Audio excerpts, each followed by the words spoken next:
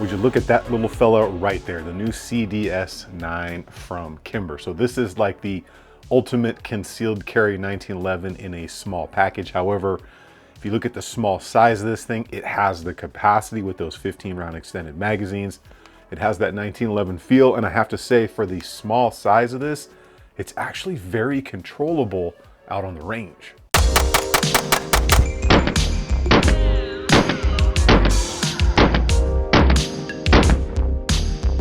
And my lefties out there are going to be very happy because you now have an option for an ultimate concealed carry 1911 that has ambi controls, slide stop, slide release, and that safety on there.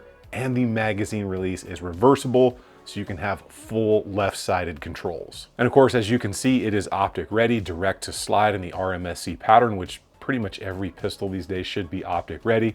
I've got that Holosun 507K on mine, picked that up from Brownells, which is pretty much where I get all of my accessories and things I'm looking for these days. They've been my go-to since my first order in like 2007. They're also a big supporter of the channel. And if you are interested in anything you see here today, like the optic or anything like that, I'll have a build list link down below and a QR code up here. So if you're watching this on TV, you can check all that stuff out should you be interested in doing some research. Let's tackle any range issues or problems that may have come up, because that's kind of how we're doing things on the channel right now. So running this pistol out there, I ran mostly 124 grain from Badlands Munitions. I pretty much swapped over to them for all of my range and my precision ammo for rifles, because I've had a ton of problems with ammunition over the last year, especially imported ammunition, and all their stuff is US sourced, US made right here in Arizona. They're my boys. They take care of the channel. So if you're interested in them, I'll have some info at the build list as well. I also did run some Plus P, some Spirit Gold Dot 124. That's generally what I'll carry. There's a couple others that I will resort to if I run out of that, but generally that's my go-to. So about 350 rounds, including a few magazines of that Plus P self-defense. All of that stuff ran extremely reliably, didn't have any cycling issues at all. So I was very happy with that. However, I did cheat a little bit, okay? And what do I mean by I cheated a little bit? When you get a new 1911 or more custom fit style pistol, sometimes they have a break-in period, right? And I pretty much do this with every pistol that I get. I'll get the thing, I'll dry fire it, I'll clean it, I'll dry fire it a little bit more. And that way you're not only getting to know that pistol up front, but you're kind of wearing it in or doing the break-in process without ammunition. So that has generally worked for me, even on some higher end custom guns that require a several hundred round break-in process. And I suggest you all do that. I also use gun butter. Those guys are friends of mine. That stuff has been absolutely awesome. I've been using it on pretty much everything I take to the range with me, and there really is something a little bit better about that. So for that first 350 rounds, she ran 100% reliable, and I will continue to put rounds through it. But I was confused by a couple of things out there on the range, both with the feel of this thing and kind of how it ran. The first and biggest thing I noticed out there and left me kind of questioning this pistol was the feel under recoil, right? This is a very small pistol with a very short slide. And generally when you're shooting ammunition, especially 124 grain NATO stuff, you get a lot of recoil impulse the smaller the pistol gets, right? But for some odd reason, just the feel of this thing and how it recoiled out on the range was very surprising. So if you look at the slow motion here, you can see for a pistol this small, right, that little tiny barrel in there, it really was quite controllable, and especially with the larger magazine was quite comfortable. And the second thing that really stuck out to me was how easy it was to manipulate that slide. So generally when you get a pistol this small, there's a really aggressively tough spring in there for a couple of different reasons, to help with recoil and to make sure that this thing gets back into battery, because everything is so compact and usually tight in there. The way they did the recoil spring in here, the progressive spring they have, it's extremely easy to work that slide, especially compared to other things that are this small. So I was kind of shocked, because generally when there's a very light spring in there, you can get a little bit more muzzle rise because the slide is just flying back and forth. So the fact that they were able to balance that out was definitely something that I noticed out on the range. The rest of the time on the range, everything from the feel of this in the hand to doing magazine exchanges was just pretty natural, because I like the less aggressive angles that 1911s and the CDS9 have. It just works for me out on the range when I'm presenting on target. It just seems to be right there rather than having to aggressively arc my wrist forward. And everything felt natural, from the controls, the safety, the slide stop, the magazine release. Doing exchanges with this little thing was actually fairly easy and natural.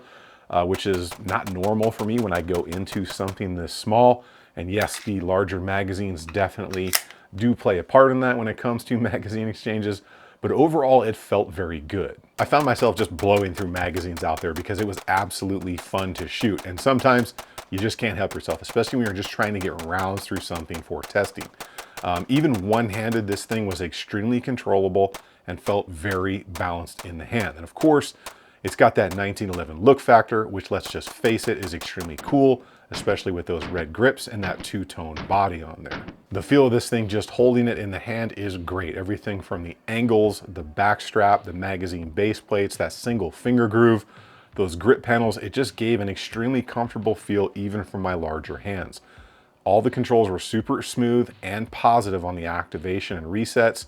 And of course, the trigger is exactly what you would expect from a 1911 trigger. This pistol also has about every option you could actually want on a modern pistol these days. Of course, it is optics ready. That is a big thing. It's fully ambidextrous with a reversible magazine release. You have an aluminum frame to save weight. It's got that gray Kimber 2 finish. It's got a beautiful VZ frag pattern set of grip panels on there with aggressive texture on them.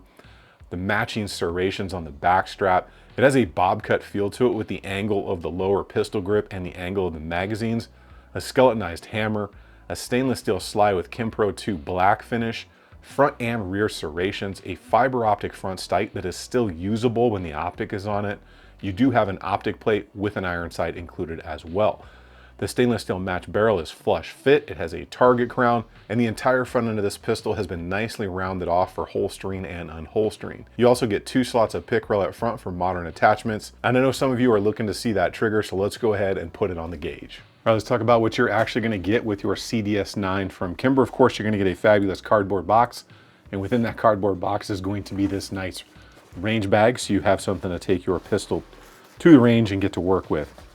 You'll obviously have your pistol and you will have a magazine. So this is going to come with a 15 round extendo right there. And you're also going to get a 13 rounder there. And they do have 10 round mags available as well. But just to give you guys an idea of how those look and fit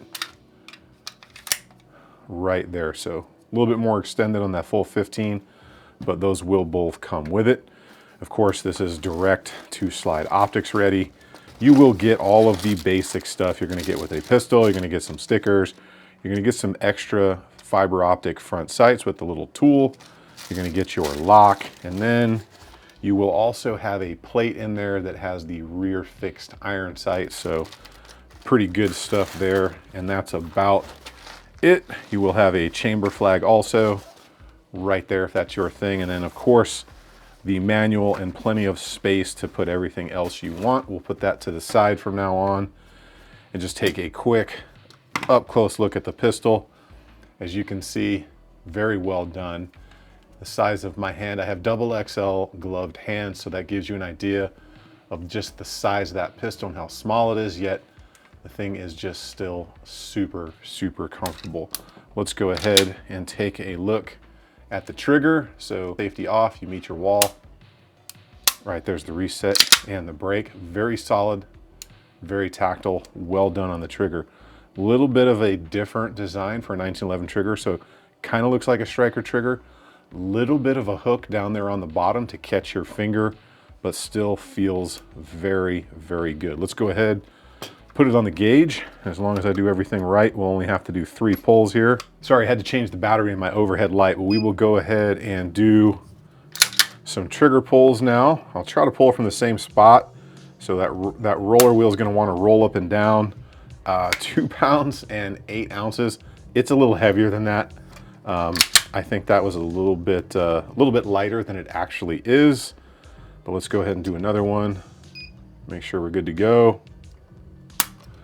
All right, 3.5 pounds. So that's about what it feels like.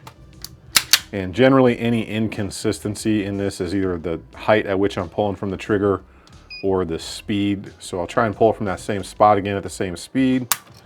And you can see 4 pounds and 12 ounces. So overall, extremely respectable for a trigger this size, right? On this size of pistol, especially for something that's going to be concealed in your waistline all day. Again, just very well done on the feel of it, the brake, and overall just a very clean little package in this thing. Now, would I change anything when it comes to the CDS9 from Kimber? And I'm gonna say there's one thing that I did notice, and I know some people get all kinds of mad in the comments when I start nitpicking pistols, but there's always something that you can find that's like just like that 1% better. And in this case, it's not actually the pistol, it's the extended magazine here. So Kimber has put these together. You get 15 rounds in that little package, and you've got all this nice texturing on the side here, but not on the front or the back. So if you think about it, when this pistol is setting like that and you've got your hand on it, your pinky and your bottom finger are gonna be right there in that front strap of that magazine. So I would actually love to see that sandpaper texture just all the way around, or maybe even use that frag pattern on these extensions now. I think that would be just that thing that could make it like 1% better, because the more meat you can get on a pistol, especially a smaller one, and the more texture that meat has, the easier you're going to be able to control that recoil, get those good shots on there, and just have a really good time. And I know that's really down in the weeds, but I hands down just love these little 1911 double stacks, right? We're getting what we want out of a 1911, but we're getting modern capacity and modern options like the optics cut, ambi controls, and I don't think we can really ask for much more. And maybe that's just me, but I'm pretty sure a lot of you out there would love that little mini 1911 thing too, because now you can get what you want, carry it around all day, have that capacity, and still have the style of pistol you actually want. Make sure you guys get subbed up to the channel. Keep doing it out on the range. Remember, if you stay ready, you ain't got to get ready. I will see you all on the next one.